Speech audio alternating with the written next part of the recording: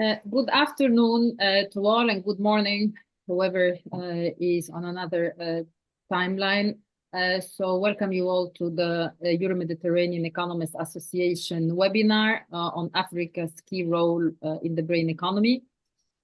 So this webinar is organized in collaboration with the Center of Health and Bioscience of the Rice University's Baker Institute for Public Policy and the Brain Capital Alliance.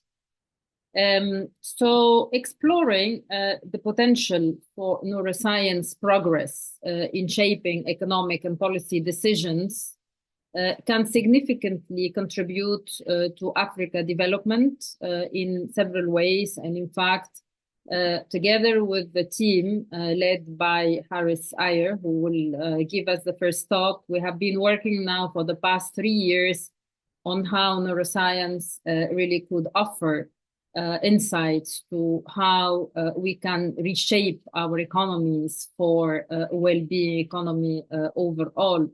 So in fact, neuroscience can give very much new insights on how individuals and leaders in general, and also communities in Africa, can make some key economic and policy decisions, really to better understand the neural basis of decision making, and can also help or allow us to help us to develop our policies.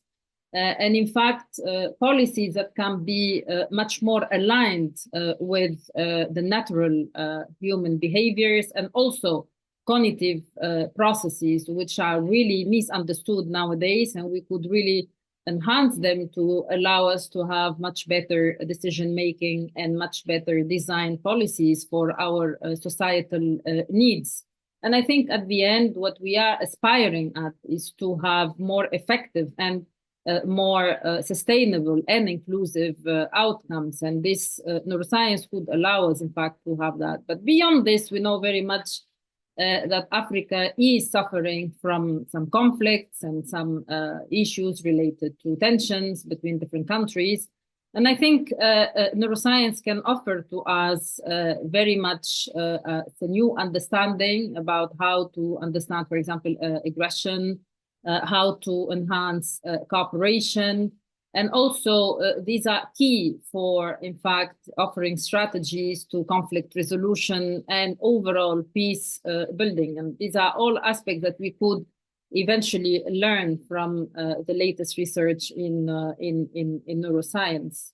Also, key to all of this is that also the health challenges that, of course, in Africa we could try to understand a bit more and leverage on the knowledge of neuroscience to better shape health policies, and also better understand the mental health burden and disorders, including, for example,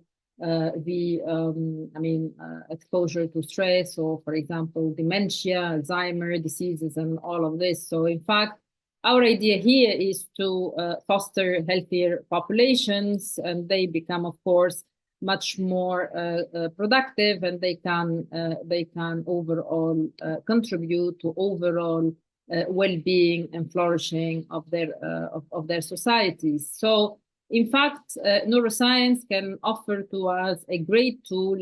Science, it's embedded in science, and in collaboration with other disciplines, for example, in policy, and also in economics and business and other disciplines, we could probably improve our outcomes for our economies and societies. Of course, there is a lot of research that shows, for example, that neuroscience could help us to understand a little bit more the channels for creativity, for enhancing productivity, but also this would lead to improved work environments, and this is also essential for enhancing innovation. So this is all really embedded into an integrated approach and systemic approach to embed the research in neuroscience into our economic policies to better understand really how we could move and how we can solve the societal challenges, without forgetting it's also essential that if we see the latest research in neuroscience, education systems also can be very much improved to improve much better learning outcomes over the life cycle of the populations, in terms, for example, of enhancing critical thinking skills, and, for example, numeracy or literacy overall. But then this is all connected to what I call brain skills, and we could really work on this over the life cycle of the population. And together with Harris and other colleagues, we've been really working on the concept of brain capital. Brain capital is understood to be the interaction between brain health and brain skills. And obviously, our idea is to build brain capital as an asset for the economies and the societies, and try really to have this stock over time improved with the actions that our policies will intervene over time, not only on health policy, but also on social protection policies and education policies, just to name a few. So with this, our webinar is really trying to explore these dimensions. We have a very high-level speakers, and without further ado, I would like to introduce our first speaker, Harris Iyer. Harris is a fellow at the Rice University Baker's Institute for Public Policy. He is member of the advisory board of the Euro-Mediterranean Economists Association and the lead of the Brain Capital Alliance. So with Harris, we've been trying really to work together over the past years to push this concept forward and really connect different disciplines, mainly neuroscience and economics and finance, and really shape a new economy based on the brain outcomes. So without further ado, Harris, the floor is yours. Wonderful. Thank you so much, Rim. Rim, just checking you can see my screen. Perfect. Okay, wonderful. So thank you very much to Rim in particular and the EMEA team for organizing this wonderful event. I think this is EMEA hosted an event on brain capital in the context of Latin America last year, and so it's wonderful to see us now talking about Africa. Today, I want to introduce this economic construct of a brain economy transition, really a backdrop for the work that we're doing. What I'm going to present is developed by colleagues and I around the world from high, middle, and low-income countries. The idea is that the current economy is brain negative. The current economy is depleting our brain capital, and we need to transition to a brain positive economy, an economy that builds brain capital and focuses on brain capital and gives it adequate consideration. The fundamental thesis is that across the whole of society, across the lifespan, our brains are our most important assets. Our brains determine how we feel, how we think, how we learn, how we remember. Our brains are central to everything. And in the coming decades, brains will be increasingly critical as we're faced with more and more stressors from climate and geopolitical issues, etc. The current situation of brain health disorders is unsustainable. Here's data from the Institute for Health Metrics and Evaluation. Basically, the upshot here of all of the cost of mental and neurological disorders across the lifespan, the upshot is that this costs the global economy around $1.5 trillion a year in costs. So that's a productivity loss and cost to nation states. And this is growing approximately at 5.4% annually. So this is the reason why we need to think radically, and we need to think about economic policy and economic transitions, because the status quo cannot stand any longer. And so this is why colleagues and I on this call and around the world through the Brain Capital Alliance are very focused on this really radical systems change using advanced economics and neuroscience. So here is a better definition of transitioning to a brain-positive economy. It's an economy that has a global goal to stop and reverse the loss of brain capital. We think that this economic transition is not only good for people, but it's good for the economy because it will boost productivity, social cohesion. It's also good for nature because if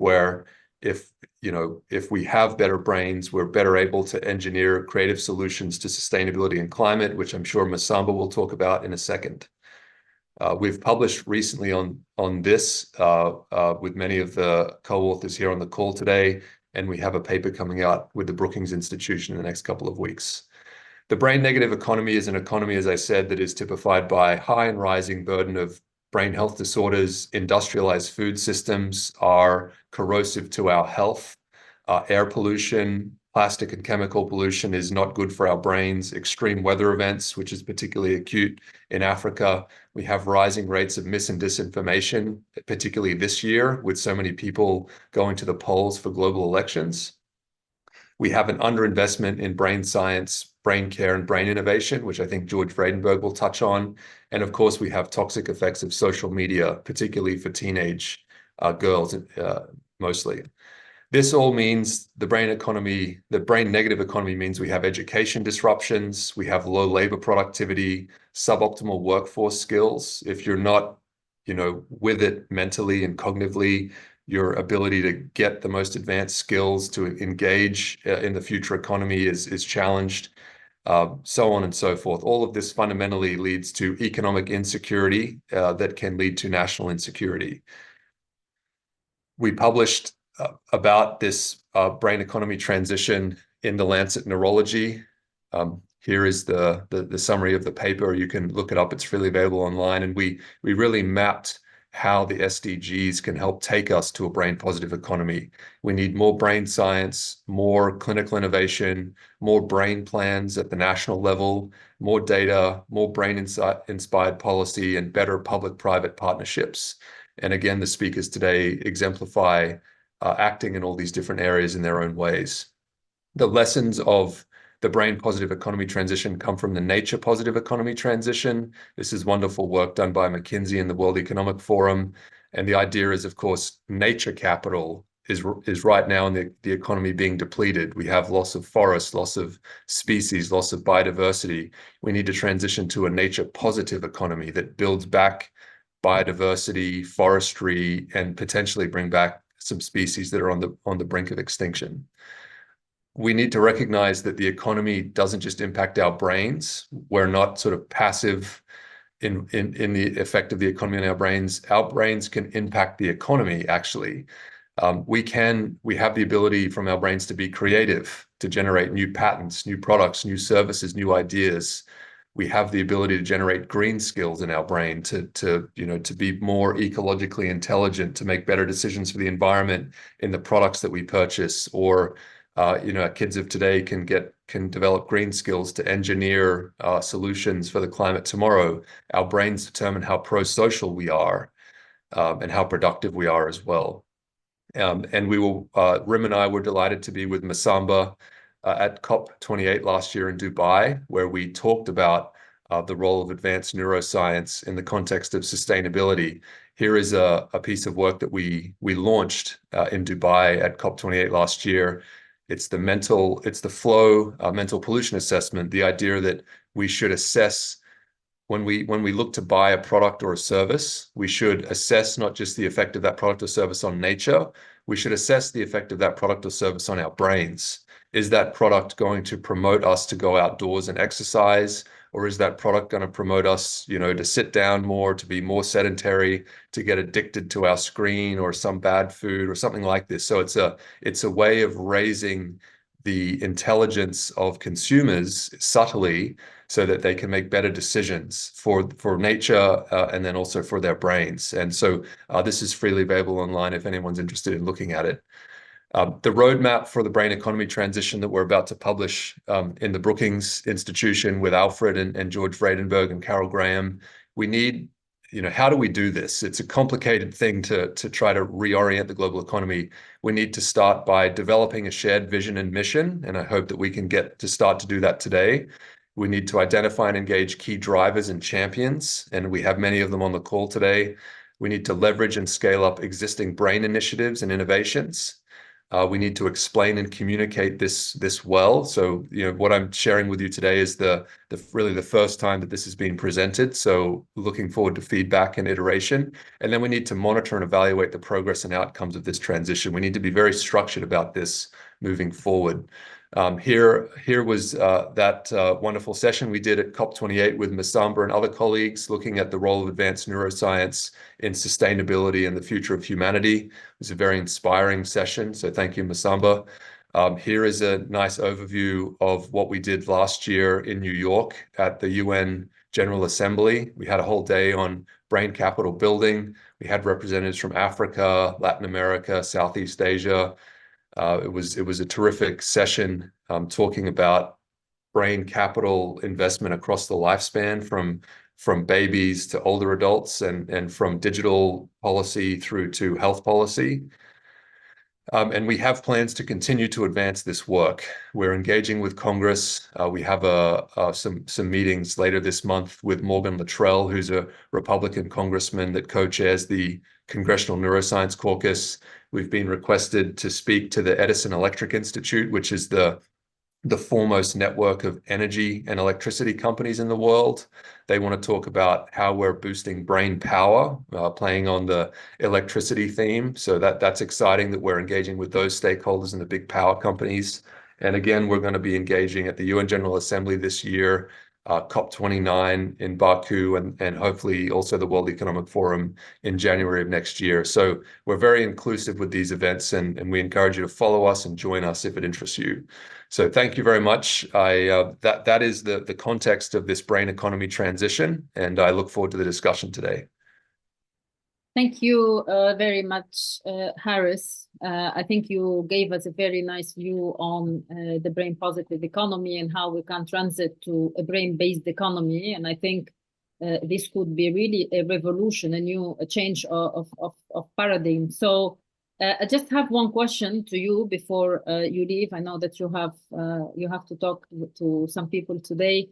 How do you see really the economy transiting to brain-based? So how would you think that the neuroscience research, not only in terms of the healthy brains, but also in terms of what we can achieve nowadays in terms of, for example, education, enhancing skills, changing lifestyle, would really drive us in a natural way into a brain-based economy that really takes into account the individual as an individual, as a person, as a human being? Yes, brilliant question, Rim. I think we need to recognize that there is neurodiversity in the world, and historically, people that are neurodiverse have been left on the side of the labor market. People with autism spectrum disorder, dyslexia, ADHD. There are some signs of integrating them into the economy. That this is like untapped brain power, you could say it that way. People living with mental and neurological conditions are often also left on the sidelines of the labor market. We need to engage them, but we need to recognize that all of our brains are like fingerprints. So all of our brains are unique. That really means that society, from maternal policy of pregnant mums, and recently mums have recently delivered kids, and early childhood support, that all needs to be personalized to families, to the mums and to the babies. Education system needs to be personalized, whether you're a dyslexic learner or you have autism spectrum disorder or ADHD, and so on and so forth. The workplace needs to take this stuff into account. So I think that we need to advance this, what I would call educational neuroscience. How we learn needs to be infused deeply throughout the lifespan of education and workplace scenarios. So.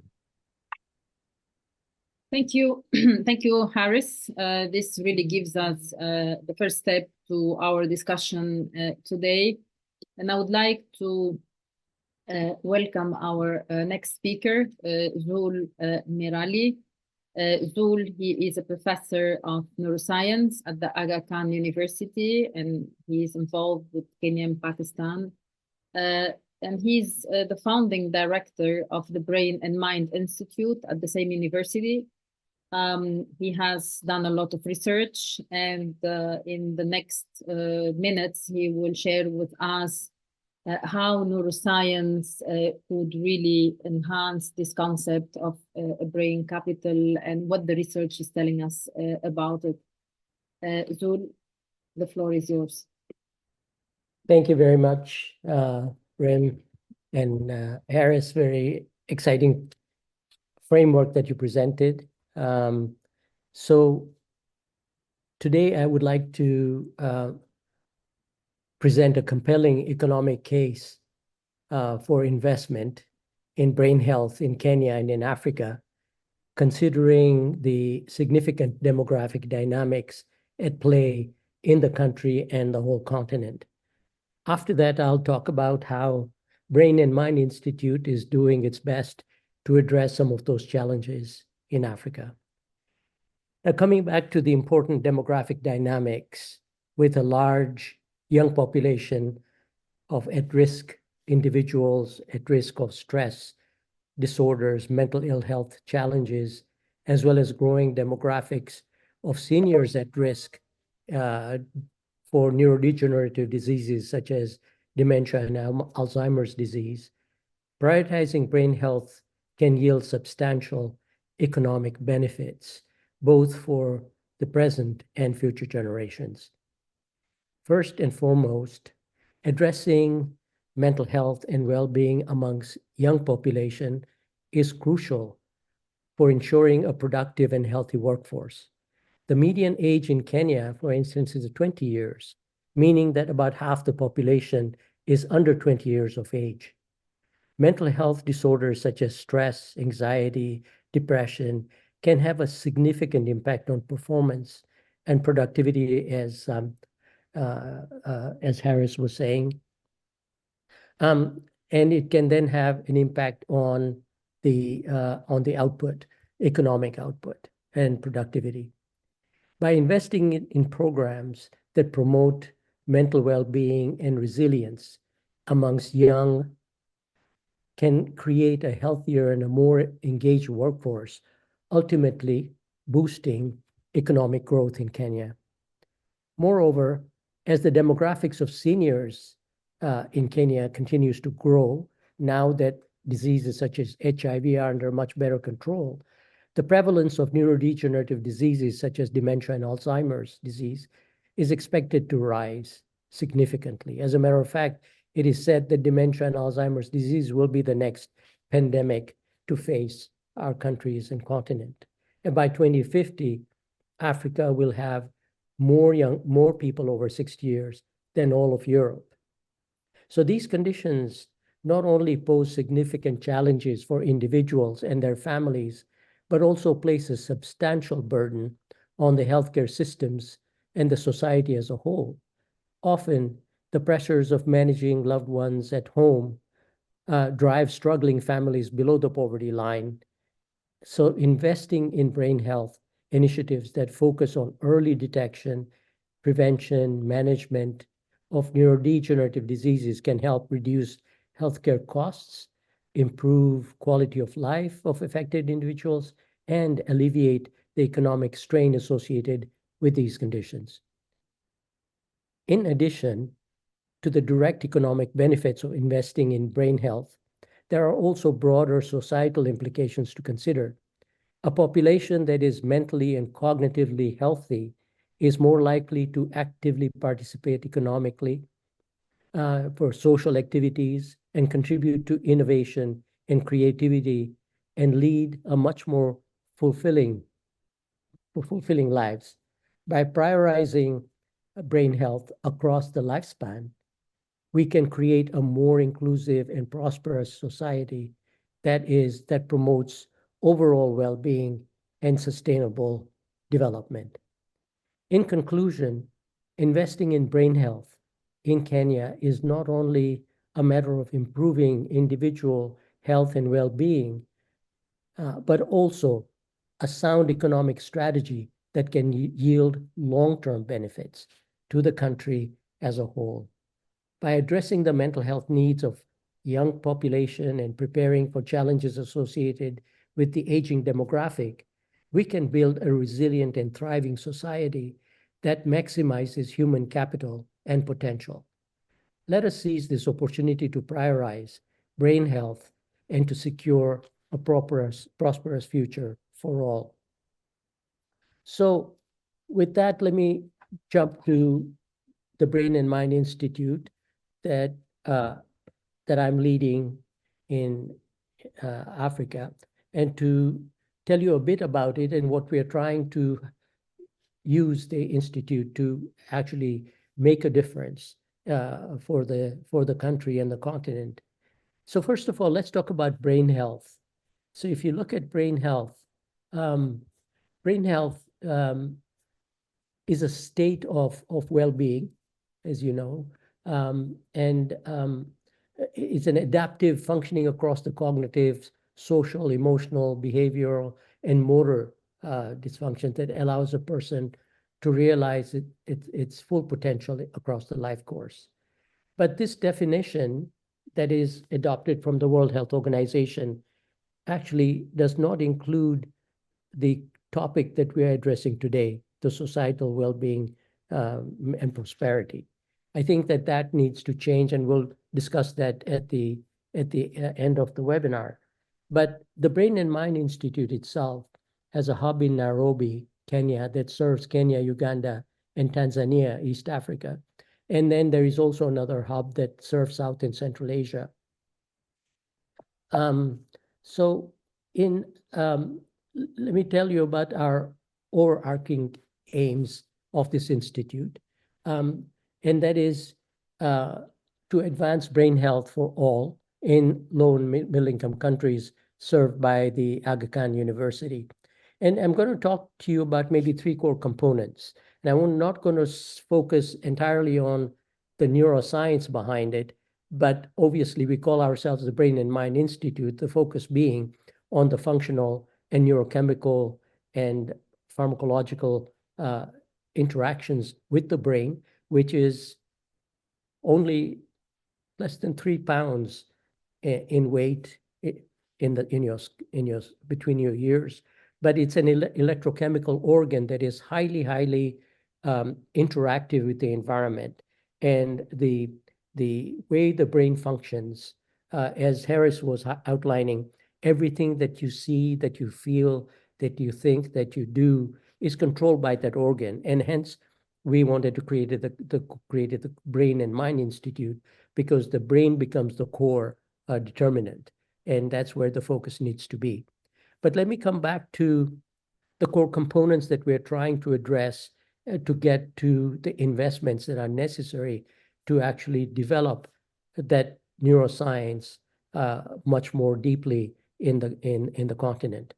So the first is we need to build local brain health expertise and research capacity, because the brain is very unique individually, and it's a very complex, probably the most complex organism it is considered to be in the universe. So it's very complex, and to understand it more fully, but more importantly, we need to understand it in the context of where we are, what our cultural and our social environments are, political environments, and everything that influences the impact on the brain. So to build capacity is critically important. The other aspect is to develop equitable brain health care policies to optimize brain health for all, because if you wanted to address the problem, it cannot be done in isolation. We need to have partnerships. We need to have the governments fully engaged, and we need to have proper policies in place to facilitate what we need to do in terms of the investments that are needed in this core. And then the third component that I'll talk about is what we're calling implementation science. We're using a model called the Living Lab model, whereby we're actually right in the communities of the communities at the fringe where the services are not readily available. The access to care is not readily available.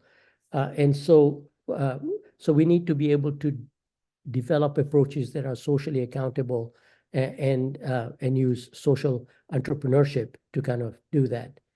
So in terms of the building the capacities, I think that what I'd like to say is that sustainable brain health programs and public awareness are really critical to this. And so are the government initiatives. So we need to kind of be working in close partnerships with the communities, with the governments, with the academic organizations and private enterprise to kind of bring all the pieces of puzzles together. And one of the aspects we touched upon briefly earlier on today was education, to be able to bring the information to the people in a much more digestible form, using technologies that are easily available now in those countries. And then we need to have in parallel research programs that are actually going to be the machines that drive the new thinking and new innovations forward.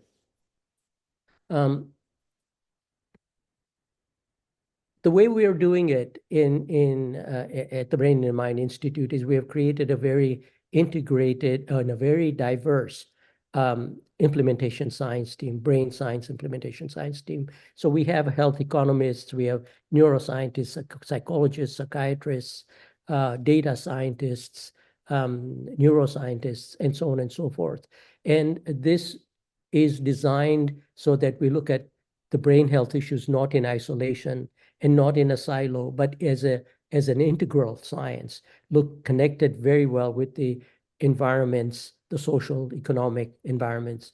And so the kinds of studies that our scientists are carrying out are ethnographic studies where they're working with the communities at risk. We are doing validation of tests because some of the tools that are available for us to diagnose people are sometimes not at all appropriate.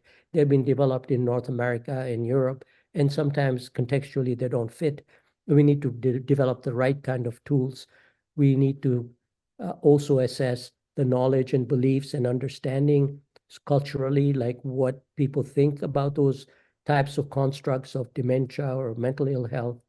And also we want to better understand the biopsychosocial determinants of what are the driving forces that are resulting in poor brain health.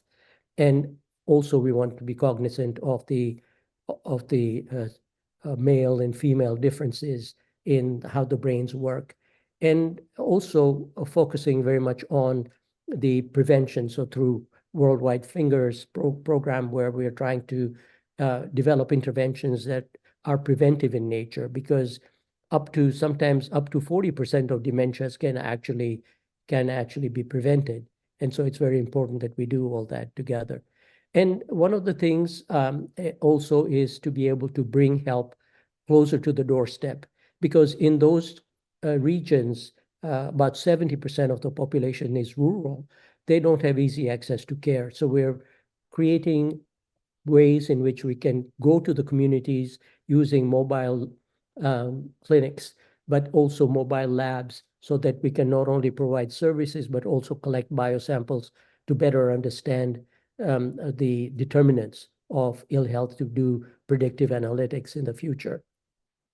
And to work with the government to try and integrate these primary, secondary, tertiary systems of care, but more delivered from the community's doorstep perspective. And using these mobile vans is one of our ideas of how we can do that better.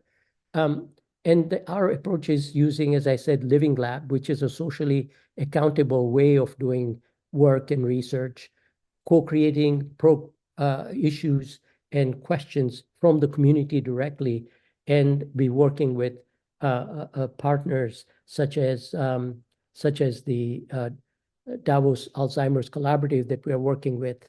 And so to conclude then, I think that in this forum, we might want to talk about how to maybe redefine what we call as brain health to include the brain capital concept. We need to kind of bring in the components that are more relevant in the developing countries. Like, as I mentioned, there are challenges that we need to address face on, very much integrated within the communities that we serve. And then what we might also want to figure out at the end of the webinar, like what we want to expect as the outcomes of this activity that we are engaged in. And with that, I'm going to stop and say thank you very much for your attention.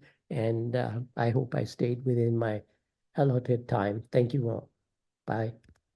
Thank you, Zul. Everything you said resonates very much into what we are trying to do. And also, it's very much aligned with our overall approach in the Brain Capital Alliance. As you know, within the Brain Capital Alliance, we are trying to drive a new economic construct, which emanates from the brain as the key asset.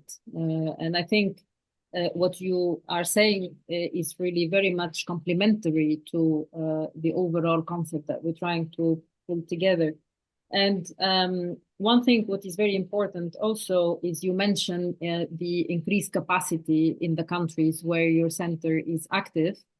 I think Africa is essential for, I would say, for in terms, there is huge potential for development. There is huge potential for also there is what we call the demographic dividend, and you mentioned it already. But then this demographic dividend could turn as a curse if it is not well embedded and anchored in our economies to enhance our productivity overall and the productivity of the economies. So obviously, all of these are very essential, but there is one aspect which I would like to see. How do you see the role, for example, of developing countries which have seen their research in this brain health overall advancing, and they have the capacity, for example, I mean, I see in the case of Spain or in the case of even Canada or United States, Australia, all these countries, how do you see their role eventually to boost the capacity or to help, in fact, transferring some of the knowledge or knowledge overall to the African nations? How do you see, for example, mechanisms of cooperation and collaboration between these nations? It's a very good question, Rim, because I think you point to an important issue, and that is, how does this collaboration, how should it look like? And I'd like to reframe it a little bit, because Africa does not necessarily just need to be a receptor for information and development that's happening in North America, for example. A lot of innovation actually is starting to happen because of the challenges that we face in developing countries, and that is, we do not have the kinds of resources that are readily available in North America and Europe. So, for example, we will never have enough psychiatrists and psychologists and neurologists to kind of deal with some of the conditions that we face. But then how can we use what we have readily available and transform that learning into actually in a positive sense? And there are many innovations that are coming from Africa. For example, the work by Dixon Chambanda, who actually developed the grandma benches, whereby that approach now is being utilized in North America on campuses, where we create friendship benches where people can get peer or community counseling. That is having a huge impact on increasing access to care also in North America. The other area is, if you look at the genetic information that we have about the human beings, but also about the aspects that are relevant to the functioning of the brain.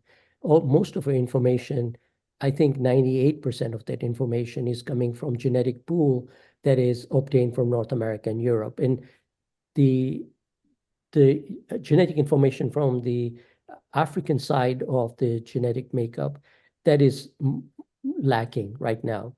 And I think that if we were to develop interventions that are going to be globally applicable, we need to make sure that they are relevant, at least even at the biological level particularly, and so that information needs to come in there. So the partnership could be, how can we build capacity to be able to do the appropriate genetic analysis in the populations in Africa to make up the gap, a huge gap in information that exists right now.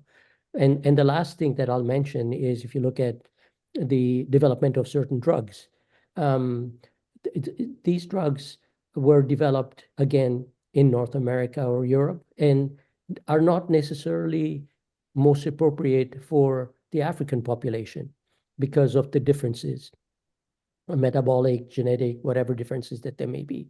So we need to kind of make sure that we have the right kind of drugs, the right kind of doses that are appropriate for the populations that we're trying to aim for. And so we need to kind of develop capacity to test and assess drugs and innovations globally. And and I think that will probably be a huge step forward for a kind of a global shift rather than regional shift, because we know some of the treatments that we have are very specific and they don't work across global populations. So those are some examples whereby the partnerships can be a two-way street in terms of information flow back and forth across the continents, countries, to actually enhance the science and make it more global. Thank you very much, Sul, for bringing this up, and we will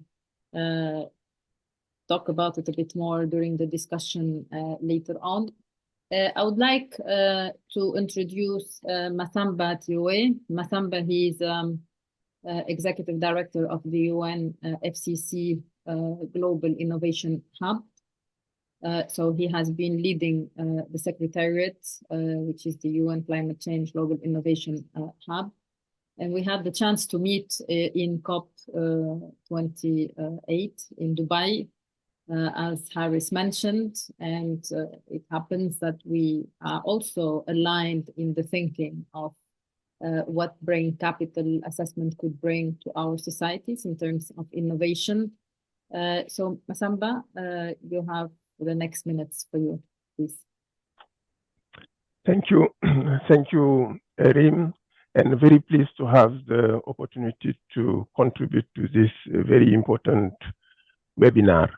The concept of brain capital is truly a very relevant concept, because I think we have not yet mobilized the full potential of brain to use it for sustainable development.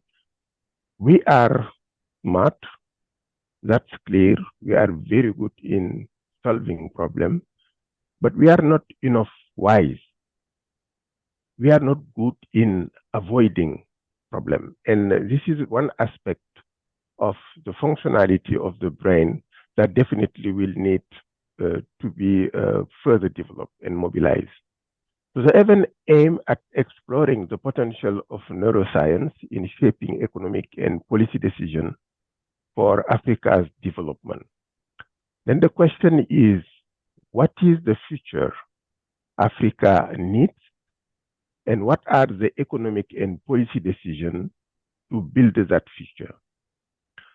So Africa needs to build a future that provides well-being to the many people and the planet. This means the satisfaction of the needs in terms of nutrition and health, including brain health, the need of shelter, access to products and services, leisure, clothing, education, and energy. But these needs need to be satisfied while being aligned with the climate goal, while enhancing biodiversity, shifting from land degradation to land regeneration, and using the natural resources within the planetary boundaries. This is not an easy endeavor. It requires in-depth political, economic, social, and ecological changes in the African continent, as well as a change in the behavior and mindset, not only of African people, but also of leaders from the global north, with which Africa is having interaction, which have contributed to a quite large extent and continue to contribute to maintaining the continent in the dire economic and social situation in which it is. So the change of behavior and mindset of the leaders from the global north can be imposed by the African, like what we have seen in some examples this recent year, particularly in West Africa, or come from a metacognitive reframing and a new understanding of how humans should interact among them, within and across nations, and how they should interact with the nature. In all cases, economic and policy decisions for Africa's sustainable development will need action to reframe how Africans are acting, how they are interacting among them and with the rest of the world, in particular the former colonizer, and how they are interacting with nature. These things need to be addressed. This is an important endeavor that requires the mobilization of the full potential of the brain capital and the development of green skill in Africa, but perhaps even more importantly, for its partner. The green brain is what makes us care, create empathy, and it makes us feel connected to others and to the nature. So for the global sustainability and climate transition, and more specifically, the sustainability and climate transition for Africa, for that to happen, we need a new mindset articulated around three key words: caring, sharing, and daring. Caring because if we want to mobilize the solution to undertake the global climate and sustainability transition, we need to genuinely care for the well-being of the many people and for the planet. We need to focus on the people. And the good news is this is when we are doing so, when we are focusing on the people, that we are able to develop the most transformative type of climate and sustainability solution. When we are at the industry level, we can only have incremental solution, but not the most transformative one. Just to illustrate what I'm saying now, we can take the case of the shift from combustion car to electric vehicle. This is something important. It has to be done, but we need to be mindful that it's far from being enough to have the change that is needed for a sustainable transition.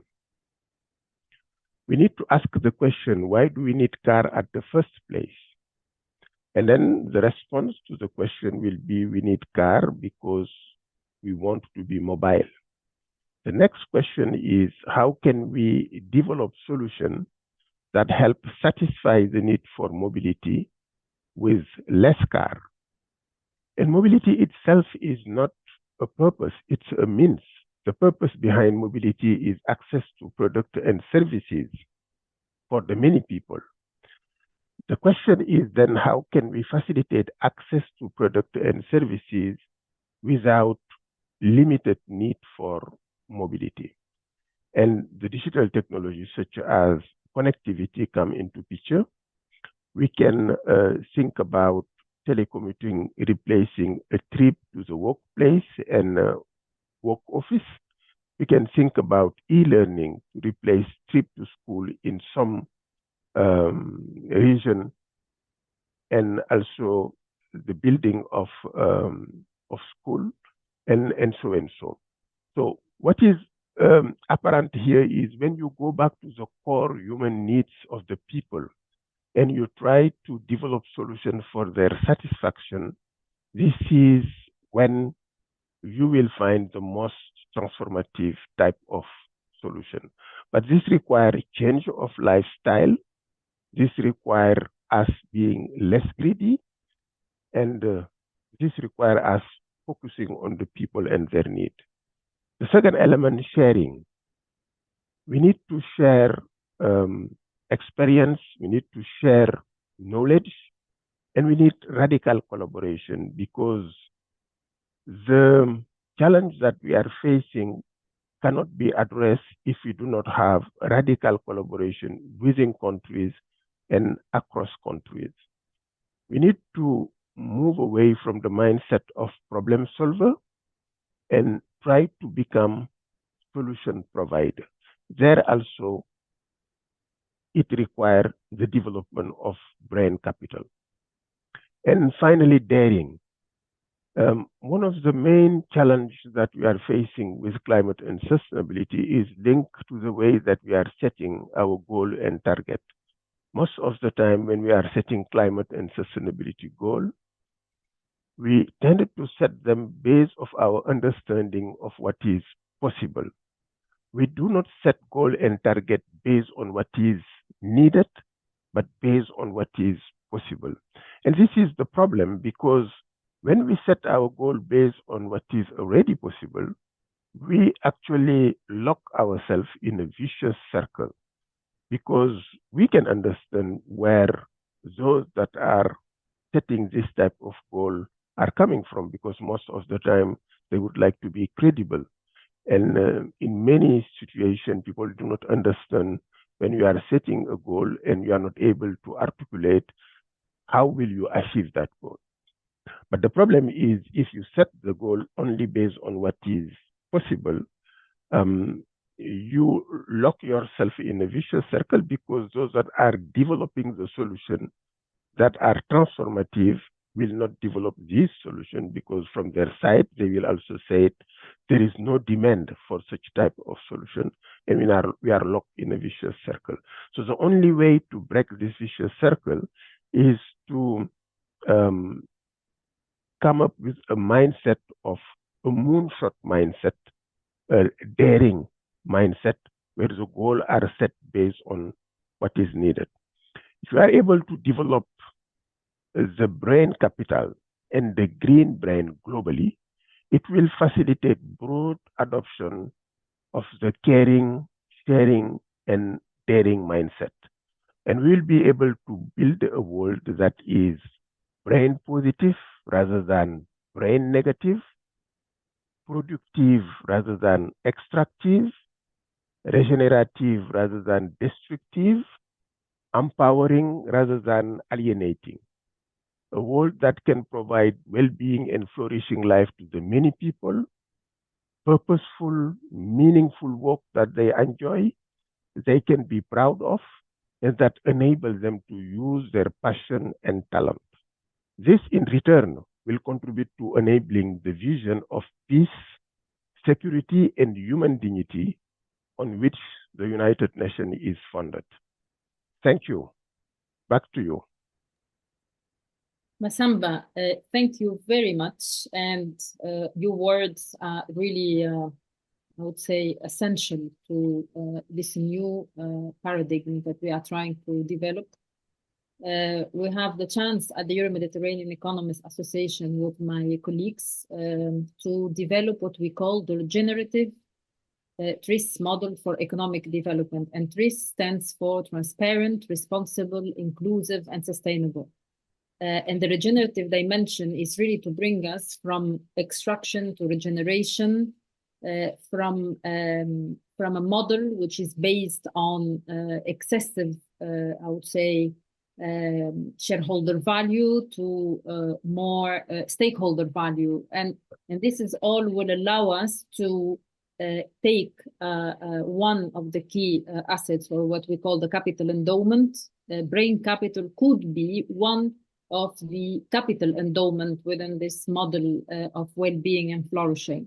But beyond this is also nature capital, because we cannot just extract from the nature thinking that we will use that for our industrialization policy, but rather than that is to regenerate. So whichever we extract, eventually we need to regenerate. And this is a completely different paradigm for our model. And I absolutely agree with you that we need to have these three, I would say, key aspects that you mentioned: caring, sharing, and daring. And my question to you is this: the SDGs, they are supposed to be up to 2030. We are 2024, 6 years have passed.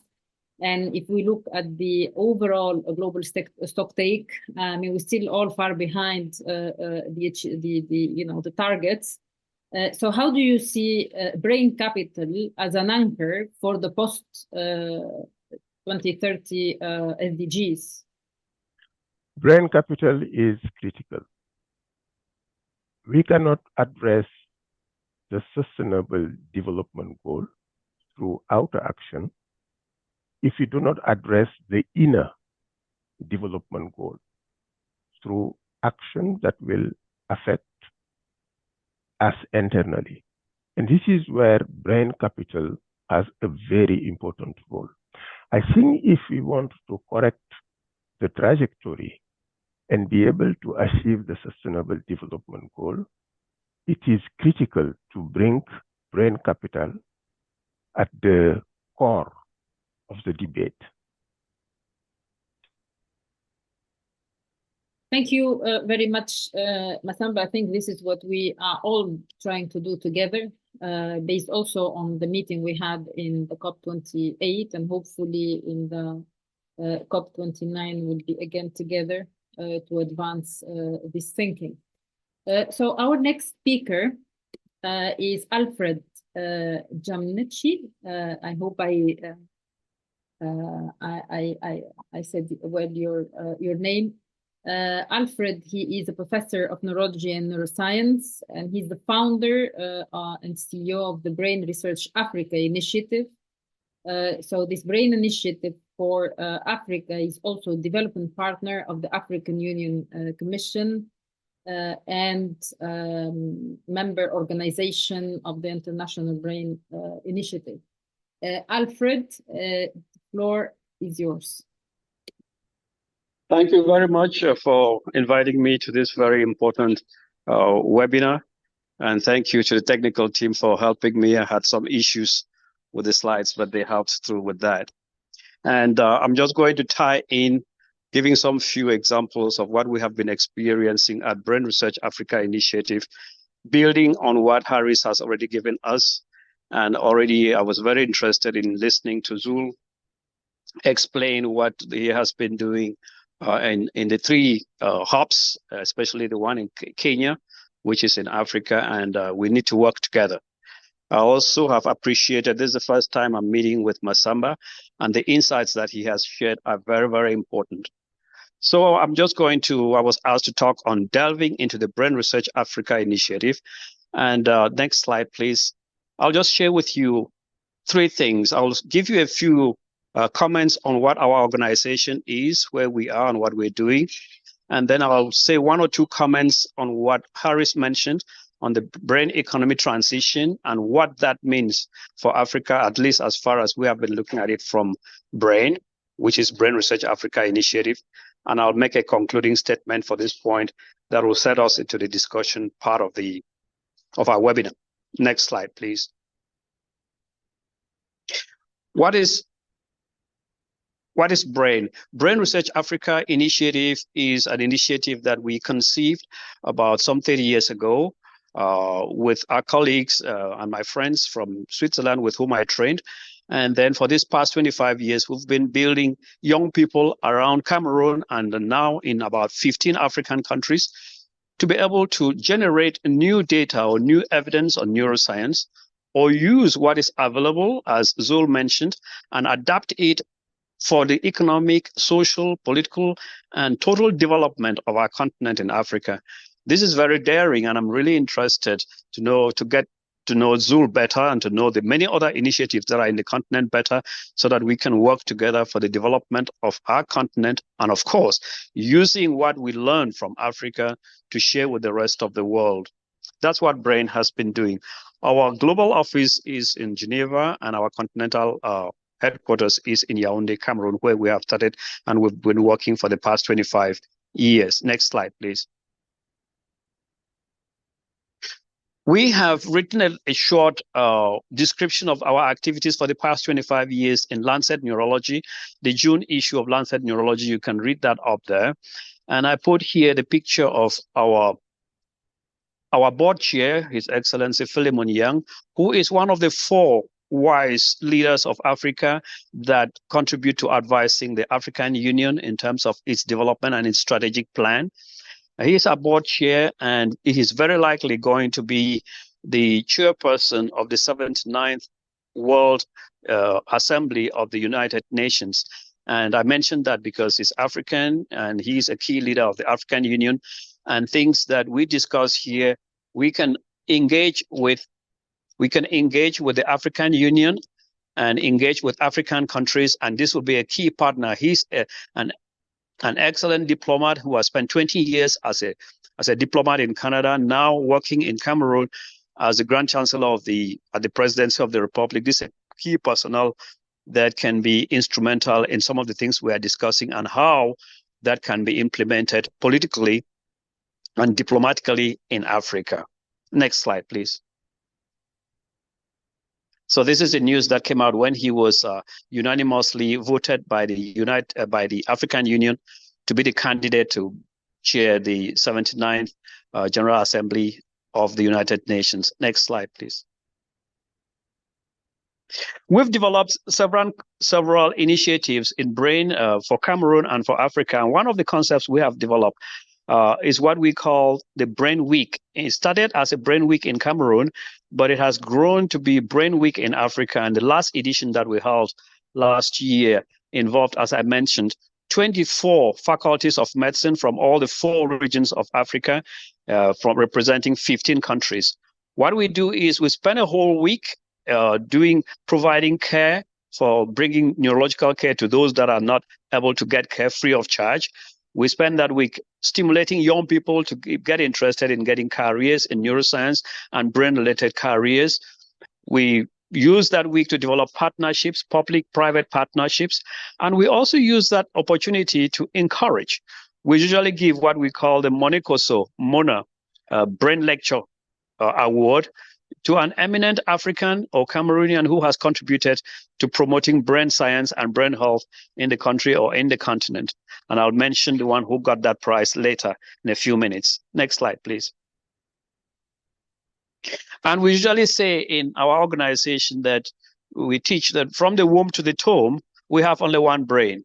In our bodies, we have 2 lungs, 4 chambers of the heart, 2 kidneys, and paired hands, and all of that, but we have only one brain. So we need to take care of our brains, as Harris insisted at the beginning of his session. Next slide, please. One of the things I teach my students is that if the brain does not work, the rest does not matter. Sometimes when I make this statement, some journalists try to say the rest of the body does not matter. I said, no. This statement actually means that if the brain does not work, the rest does not matter. Economics does not matter. Politics does not matter. Education does not matter. Love, feelings, anything does not matter if the brain does not work. So we need to take care of our brains. And Harris did an excellent job on that. Next slide, please. The other thing we teach our young people that we've been building is that there is no development and wealth without health, as there is no health without brain health. And all of us on this call already know that. Next slide, please. So what about the brain economic transition? Our organization, of course, working with others, that Brain and Mind Institute and other initiatives, several of them in Africa. Next slide, please. Harris mentioned this paper that many of us on this call got together. The next slide, next slide, please. which demonstrate the dynamics between public health, between innovation, between the brain economy, and brain capital. And Harris also mentioned that from this background paper, there is one that is coming from Brookings that will actually show how nations and economies can transit from the current status into the new economy that we are proposing, which is centralized around the brain, the so-called brain economy. Next slide, please. How would that transition take place? I think that building on the paper that Harris mentioned, which will be coming out very soon from the Brookings Institute, we in Brain Research Africa Initiative have been majoring on building public-private partnerships between governments and our organization, between local economic business people, between the academia and enterprises, between organizations like the African Union. We have become a development partner of the African Union. And I know that the African Union is not supported by the nations economically, financially. And that paradigm needs to change, because if the finances of the African Union have to come from the European Union to run African programs and projects, that cannot be sustainable. And I think that we need to do research and be able to find out how we can encourage and move African leaders to be able to support financially and in other ways their own organization that can become a major leader and a mover of the brain economy concept that we are promoting for the continent. The role of academic and research institutions would be very crucial in this. Zul mentioned that very, very clearly. And one of the ways we have been doing that is to use, as I mentioned, the Mona Brain Lecture Award. And we also would need to inject into the curriculum of universities, of secondary schools, educational curricula, this concept of brain health, brain capital, and brain economy. We might have to adapt some of the concepts that have been developed elsewhere, but we need to be able to develop things that will be appropriate, as Zul mentioned, for the continent of Africa. The brain economy startups need to be encouraged in research institutions and translated from startups into full-blown economies in the way that we are proposing on this call. Next slide, please. If you look at this, I would like to highlight on this slide, the third person is Professor Roger Tsafak Danforso, who is the rector of the University of Chang. And he is the one whom our board of directors awarded the Monikoso Brain Lecture of 2023 to. He's a professor of economics, and during his brain lecture, he was able to talk to us about the brain economy and talk to us as an economist how important neuroscience has injected into many concepts of economics. I learned from him things that I had not known before, and it is this kind of intellectuals around the continent that we need to seek out to partner with, that would become the leaders, as we were mentioning, and the pioneers that would lead this kind of movement that we are proposing. We also have people like Professor Vladimir Hachinsky, who is supporting a lot of the work that we are doing in Africa. And we have partnerships of young Africans in the diaspora that we are encouraging to join in this movement, Brain Week in Africa, and then the new concepts that we are adding on of brain capital, brain economy, so that we together can build, because the work is so enormous that no one organization can accomplish it. No single country can do it. We need to put our heads and hands and hearts together, and that's why we're on this webinar. Next slide, please. This slide shows you on the right some of the countries that Brain has affiliations with, where we are developing leadership. These are Francophone speaking countries. Why has Brain particularly chosen to take upon itself to focus on French speaking African countries? Because we did a review where we discovered that much of the neuroscience production, science in general, and neuroscience in particular, production in Africa is done by Northern Africa, that is Egypt and other countries in North Africa, Nigeria, a bit in Cameroon, and then Southern Africa. Many French-speaking African countries are left behind in terms of production of neuroscience, getting grants neuroscience, for research work, training, healthcare provision in terms of providing care to people at accessible costs. The French-speaking African countries are lagging behind. And I'm talking to you here from Libreville, which is a French-speaking country, and the challenges are enormous. So we decided to focus on French-speaking countries. We are running right now what we call the African Initiative for Bioinformatics Training Online for Neurodegenerative Diseases. And in this course that has a cohort of 41 trainees from all over Africa, we've given particular attention to candidates from French-speaking countries. That is our own way of contributing to building capacity so that the French-speaking African countries can catch up with the English-speaking African countries. Because if we have to succeed in this endeavor, all countries must be on board together. Next slide, please. So we can say the statement that I made earlier, that there can be no sustainable development, and I know that Masamba mentioned on that, there can be no sustainable development, economic wealth creation without health, as there is no health without human health and human brain health in particular. Next slide. So what is our future? Next slide, please. Our future will be determined by brain health, will be determined by brain capital, will be determined by the brain economy. And I hope that the discussion section that we'll have will give us more insights and better ideas on how we can collaborate on this, co-create on this, and mobilize Africa to join the rest of the world for a better world. Thank you very much for your kind attention. Thank you, Alfred, for emphasizing the role of brain in the French-speaking countries in Africa. I have one question. How do you see the role of the African Union to really help bridge the gap between what you see happening in terms of brain science from north to south to east to west of Africa? I see the role. Thank you very much, Rim, for that question. The role of the African Union is crucial.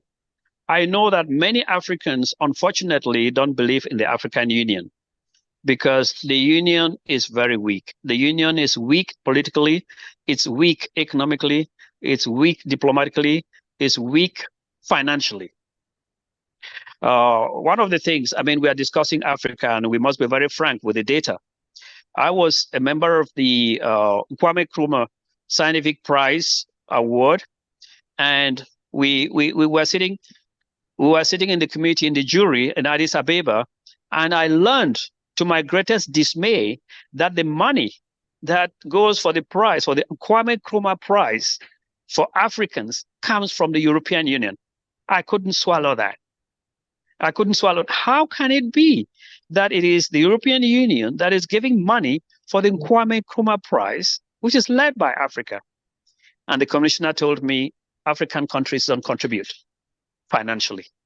So I think that if Africa has to succeed in what we are proposing for the rest of the world, we have to find a way of helping the African Union to become a strong organization that takes leadership, that delivers on all aspects. And we've been trying to do that, but we need more voices to be able to help them do that. It's crucial because we need that political space, we need that diplomatic space to be able to provide the kind of leadership that is needed. Thank you. Thank you, Alfred. With these introductions that we had today, I would like to now move to the discussion with the other panelists. So I would like to invite George Vradenberg, who is the co-founder and founding chairman of the board of the Davos Alzheimer Collaborative. Funsho Alu, who is a partner at TIA Capital Management, that's an investment company. And then Kwame Thaprong Barnier, who is a partner and head of governance, risk and compliance services of KPMG Ghana, and he is member of the executive board of the Euro-Mediterranean Economists Association, and he's a pioneer on ESG research and risk. And then Eckhard Ernest, he's the chief of macroeconomic policy unit at the ILO, International Labour Organization, and he is the president of the Geneva Macro Lab. So I would like to have our panelists and also speakers on the same screen, please. Our colleagues, yeah. Can we have, exactly, so we don't see them much, but okay, here we go. Now, yes, now we see everybody on screen. Welcome you to you all. We had this discussion already with the speakers. So I would like to give first the floor to Georges, based on what you have heard. What is your perspective from your Davos Alzheimer Collaborative, and how do you see the role for Africa in your work? Well, I am going to respond to a question that you actually put to Zul and Zul's response. So the Davos Alzheimer's Collaborative was formed in 2021 by the World Economic Forum, a patient advocacy organization in the United States, and the biopharmaceutical industry as a public-private civic organization to address the problem of brain health globally. As has been earlier mentioned, most of the research in this field has been done in white Caucasians in in North America and Europe, and most of the people living with dementia around the world are not white Caucasians. So the Davos Alzheimer's Collaborative was formed as one of the families of the CEPI-Gavi Global Fund series, with the goal of mobilizing $600 to $700 million capital over roughly the 6 or 7 year period to bring the world together, to link and to scale efforts around the world. So let's just take linking. We work closely with Zul and the Aga Khan Brain and Mind Institute in Kenya. But just as an example, we work with Zul, but also with the governments of Chile and with Colombia to compare the relative impacts of climate change on brain health. So we're linking different cohorts around the world that in fact can work on the same problems with a different perspective in ways that will add to the sum of knowledge, at least on that topic, and many others. Another example would be linking Canada's efforts and India's efforts with using retinal scans as a means of detecting a pathology of the brain because of the huge prevalence of cataract surgeries in India and their ability to implement retinal scans at scale. So we're doing this by linking different cohorts around the world that have particular problems. The scaling effort comes because all of the data, all of the insights, all of the work that is generated by this is integrated and included in the Alzheimer's Disease Data Initiative of the Gates Ventures, so that all the data will be available to all of the world. One of the challenges that clearly we have with existing disease-modifying therapies that have been now approved in the United States, Japan, and China is that they're never going to be accessible, as Zul mentioned, in low and middle-income countries. So low and middle-income countries can innovate in lower-cost tools, data collection methodologies, and other techniques to detect, to diagnose, and potentially through generic medicines like metformin aimed at cardiometabolic disease, plus lifestyle factors, which we now know from science contribute to brain resilience, to the research efforts that we need to do at low scale, at low cost, and at greater scale around the world. And those innovations that will occur in Africa, and we're working both with Kenya and with Egypt, and I'm looking now forward to working with Brain Africa, is to take those learnings and insights and developments in protocols and tools that can be exported back to the high resource countries, which because of all of the legacy health systems that they have, are less able to innovate in terms of lower cost techniques. And I do think that Africa can be central to that. We are hosting the first ever dementia conference with Nature magazine in Africa in September. And we will be inviting and supporting the ingathering of researchers from all of Africa. And I look forward to talking to Brain Africa about that, on how do we bring researchers from all over Africa in this space together with potentially not just industry, because industry is too Euro and US centric, but with political leaders in Africa to develop a real sense that the African continent can have a real contribution to how to innovate in the detection, the diagnosis, the potential interventions that will deal with cardiometabolic disease, which we know is such a big risk factor for dementia and dementia itself over the coming years. So we look forward to working in Africa with Africans to show how they can scale their efforts around the world. So that's my perspective on this. It is a question you asked of Zul. It is our role to link and to scale across the world, but take the innovations from Africa and export them to around the world, because I think they can provide the kind of innovations we need in high-resource countries. Thank you very much, George. Where in Africa the conference will be? It will be in Nairobi. It will be in Nairobi, actually, probably at the Brain of Mind Institute in Nairobi. And do you have the dates already? September 9 to 11, I think it is. But we will circulate that to you, so you can recirculate it to all the participants in the phone call, and extend an invitation to work together on putting this together as basically, what can Africa contribute to the world, but what can Africa contribute to Africa? But what can Africa also contribute to the world? As you know, George, together with Harris and the Brain Capital Alliance, we at the Euro-Mediterranean Economists Association, we are co-organizing an event at the UN General Assembly 79 in September as well. I think it's the 18th of September in New York. And we will also extend the invitation to some of you as soon as possible. We will share the information, and it would be really great to have a session, particularly on Africa, on how to link really brain capital, brain health, and One Health. And we could collaborate together on your event on the dementia conference in Nairobi. So let's keep in touch, and then we will connect with Harris if. We will do that. We are developing a form of brain health plan, or a contribution to brain health plans at a national level.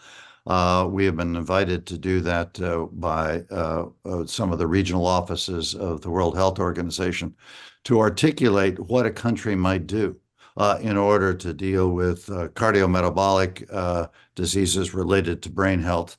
And of course, we're now learning through science that the brain is plastic. Brain plasticity lasts your entire life.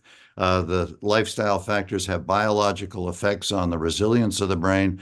And so there is a direct linkage between the work that is being done in the research and implementation field in cardiometabolic and lifestyle factors and dementia, which is extensible around the world, particularly in those countries which are experiencing high rates of prevalence of heart disease and diabetes and obesity. So we can both deal with the current problem, but also deal with the future problem. And the World Bank has indicated at least an interest in hearing whether they might be helpful in financing the workforce that would be needed in lower income countries in order to achieve that goals of a national brain health plan. So we'll working with Harris and others on the UN General Assembly effort, and I look forward to seeing you there.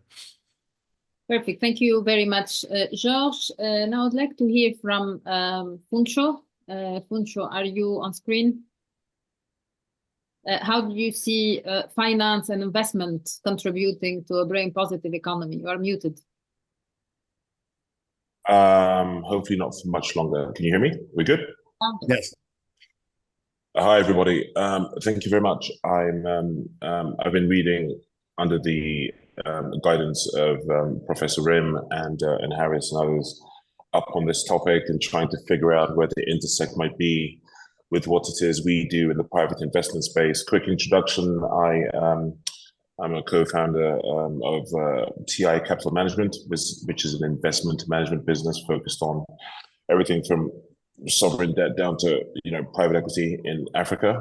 We are an investment group with an office in London, Lagos, and Nairobi. I'm currently in Nairobi, so nice to hear that mentioned so many times by Mr. Morali and Mr. Vredenberg.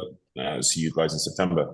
I'm also the co-founder of an urban investment platform called Urban Africa, which is focused on the built environment in the across the continent. And that is developing green buildings and green and thriving neighborhoods and that sort of thing in less prime areas of cities, which is where the rubber meets the proverbial road when it comes to urbanization. Professor Rim, thanks for having me. And I've always enjoyed your sessions, and these are always so informative. It's nice to have such a high density of IQ in such a short space of time. I have been looking at the sort of brain capital dashboard and thinking about the boosters of brain capital and the impediments to brain capital and how they affect the private investment space. And one thing that occurs to me is that the boosters and the impediments, well, it requires capital, resources, and intent, I think, to get these boosters sort of going. And to remove these impediments, it also requires a similar level of capital, resource, and intent. And that intent is all the way from the private sector through to the public sector. Now, in the midst of so many competing priorities for policies and businesses and individuals and governments, it feels like the private sector might be a good place to persuade actors to act if they can find some sort of way to create an impact.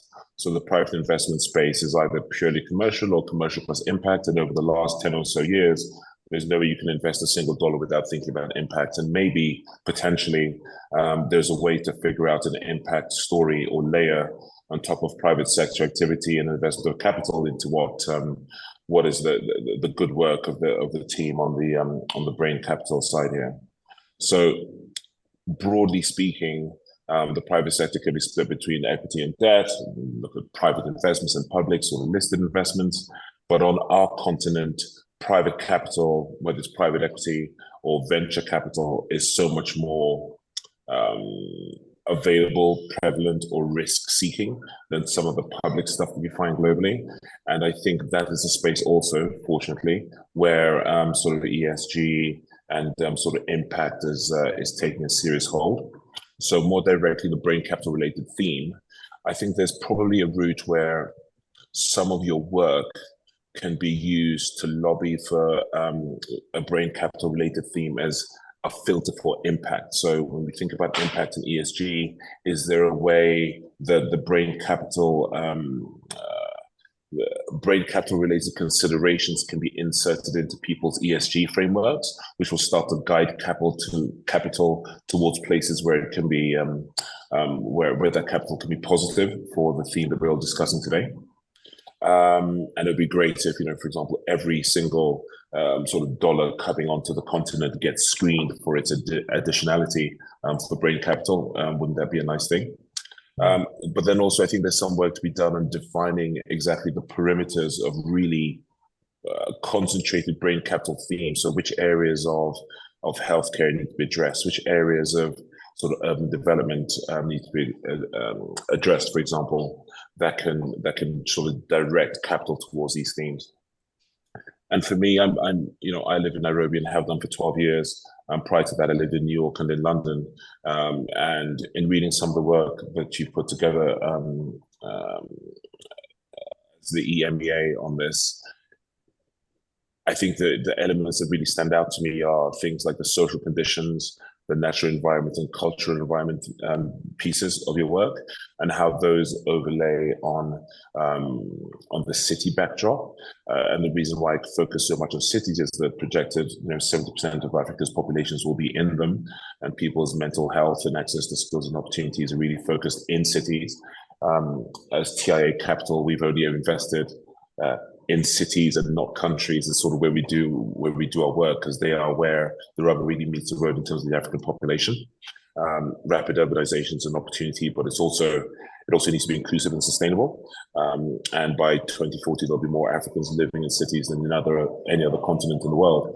And so as we think through brain capital and how that works, the pressures that cannot be addressed by municipal capacity in these cities really should be addressed, could be addressed by the private sector, and all of that should be taking brain capital and brain health and brain skills into account.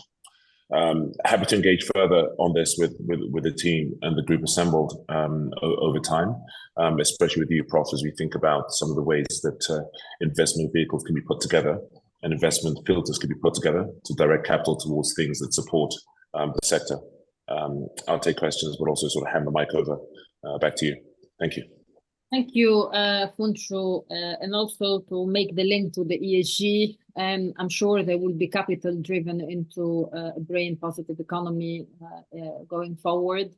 And creating really the momentum for Africa is essential. You can see that there is a wealth of research already existing. It's a matter really of mapping and connecting the dots within the continent. The continent is huge. And as Zul said, and Alfred mentioned this as well, and Masamba, I think there is a great effort there for Africa to surge with brain capital, with enhancing this brain capital asset for the economy, for the well-being of the people. And this is what we have been trying to do also beyond brain capital. I think our main approach here is to ensure that we are moving to another paradigm, which is well-being, flourishing for the economy. And this will serve the populations and the society. That's what our approach is, at least in the Euro-Mediterranean Economics Association. So without further ado, I would like to listen to Kwame. Kwame, he's KPMG, but also he's member of the executive board of the Euro-Mediterranean Economics Association. Funcho mentioned ESG, and we've had a lot of discussions about how to integrate brain capital thinking into the ESG matrix, particularly nowadays where the S and G are not very much developed. So what is your intake about this, Kwame? Sure. Thank you, Doctor. I think it's great. I mean, for me, the takeaway from this whole discussion is really being sure that we connect all these initiatives in Africa to bring the right leverage. And it is clear that there's a lot going on, and there's a lot I've picked from what has been said already. So it's great the time that, I mean, we are coming in to have this discussion. I think brain capital, I mean, as is already been said, is not something that, I mean, we can do away with in terms of development and in terms of seeking any of these big things that, I mean, are set out to achieve. But I mean, with a specific link to ESG, I think it's very clear, because ESG is nothing more than I mean, getting companies to operate more responsibly and to operate more for the stakeholders, as you had mentioned earlier, not so much the shareholders anymore. So it's about, how do I make my business more friendly and more impactful to society, right? And the process is where we look at the governance, which, as you said, is probably least developed and very much aligned to how you run the company, right? So I think one is about awareness, right? I think as ESG frameworks are being developed, it is essential to inculcate this point of brain capital in it, where we embrace diversity. I think Harris mentioned earlier, really understanding what the different cognitive abilities are, and also understand, I mean, what we may deem as, or what organizations may deem as not being the right state of a person to participate in the company. So putting all these people on the right tables to have discussions. So for me, I think I see ESG and brain capital intertwining very, very well, in the sense that if you're going to push for social impact, if you're going to put for proper governance and therefore diversity, where everybody's on the table so we can have the right discussions, these sort of clear understanding of what brain capital is, how it impacts us overall, should be very clear. Because I think it's clear to me, I'm actually very surprised to see all these initiatives going on in Africa. It's clear to me that, at least in Ghana, I can speak for Ghana and probably Nigeria, knowledge about brain capital is very, very low. So I think that the simplest thing we can do is to make the regulators aware of it, key decision makers aware of it. And as ESG is evolving gradually and rapidly, I mean, we need to kind of find a way to do a proper handshake, and so that it doesn't become another initiative, because it's really very clear that ESG would really do well with a proper understanding and implementation of brain capital. Thank you. Thank you very much, Kwame, to emphasize the role that brain capital would have on ESG, and we will continue working again together on this stream of work to really better understand the connections. I think we had the meeting in Basel on impact investing some time ago, and George was there. Harris was there, and others also, and we discussed this specifically in a session, this matter. So we need to do more research to better connect the right indicators. And as Funcho mentioned, we have developed the dashboard, the brain capital dashboard. Of course, it's a first step, but then now we are connecting with other colleagues who have better, I would say, more granular data. I mean, we need the data to be able to better understand really the multi-dimensional aspect of brain capital. And then with that, we can connect to the right indicators to the ESG, S and G part. And I think this is the first step, but we need more data for sure as economists. And with this, I would like to hand to Eckhard. Eckhard, as I mentioned, he's the chief of the macroeconomic policy of the ILO. He's the president of the Geneva Macro Lab. He has ample expertise on digitalization, on also nature capital. We are also trying to find the connections between brain capital and nature capital. Also, Eckhard, he's a member of the advisory board of the Euro-Mediterranean Economists Association. So Eckhard, what is your intake on this? Yeah, thank you very much, Raymond, and great to be with this distinguished group.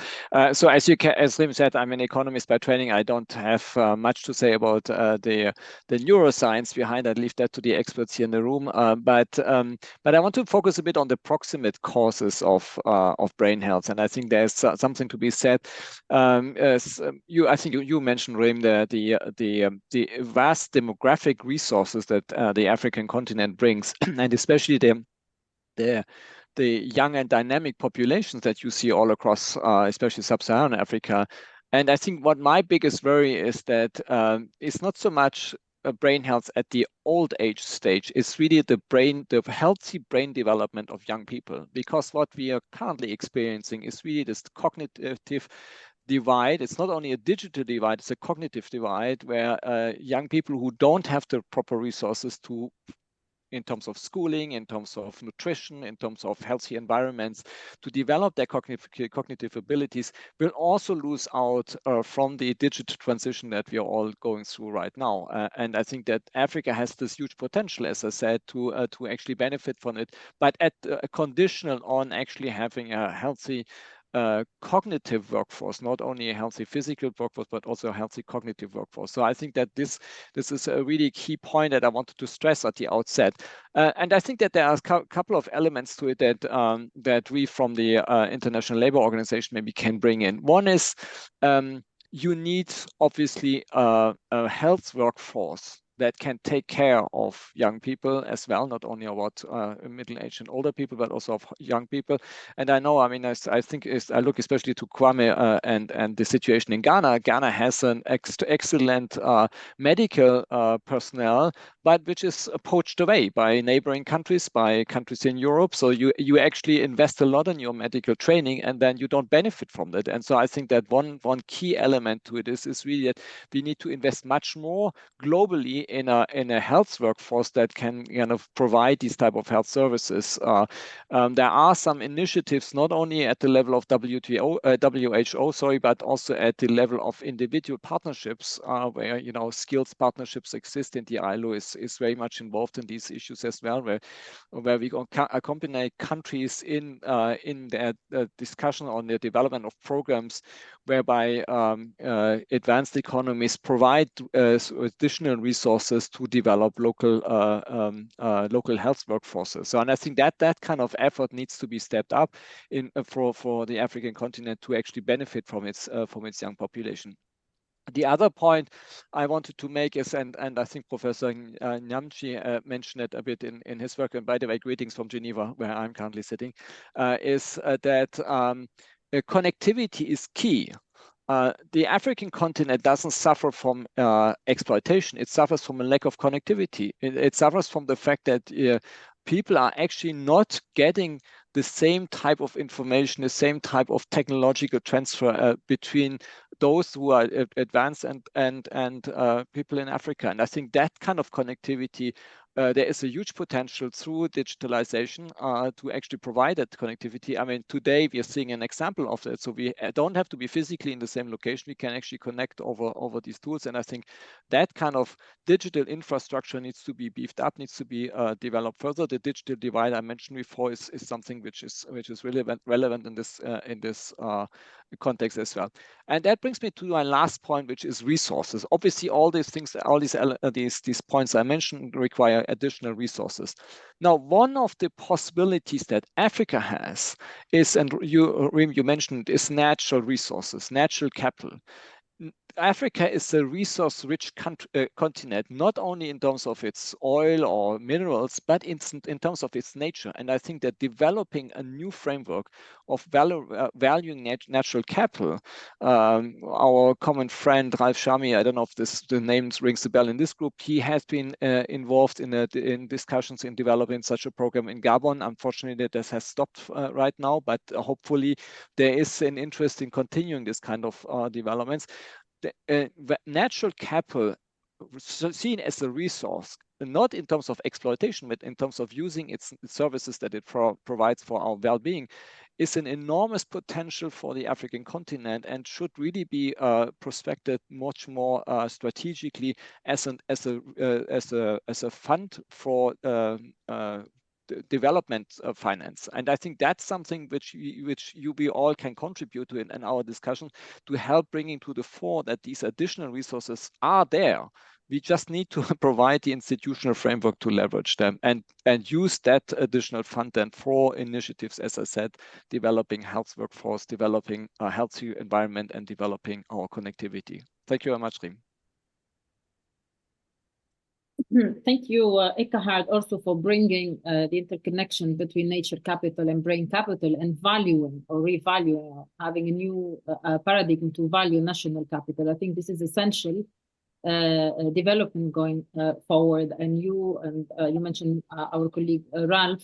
We started already working on this interconnection, and hopefully we will find the appropriate measures. Again, we need the data to be able to value, and this is what is now, in fact, in the nature capital discussion, you have some prices that have been developed. There are markets, but then in the brain capital, we still need to really figure out what type of valuation mechanisms we need to look at. And this is a little bit more complex, in fact, than the nature capital discussion that we have gone through. So with this discussion, I would like to give the floor for a concluding remark to Zul Alfred Masamba, based on what you heard. And I think there is a lot of potential for this brain health, brain capital in Africa. So what is your view and what are the next steps, Zul, for you? Thank you. Thank you very much. I think that it's very exciting, first of all, to see such diverse expertise coming around a common theme that we're all talking about, the brain capital. And I think it has been said a couple of times in our webinar that you cannot do things alone like we need to. There's an African proverb that if you want to go fast, you can go alone, but if you want to go far, you need to go together. And I think that I see a lot of synergy and goodwill and expertise, as you can see from academia, from economic sectors, from private organization and sectors, for us, and the healthcare sectors for us all to be coming together to address and to consolidate this theme as a brain, as a capital investment for the countries, because that's exactly what it is. I think that our economies are now brain-based economies. They are no longer, at one point, it all had to do with the brawn.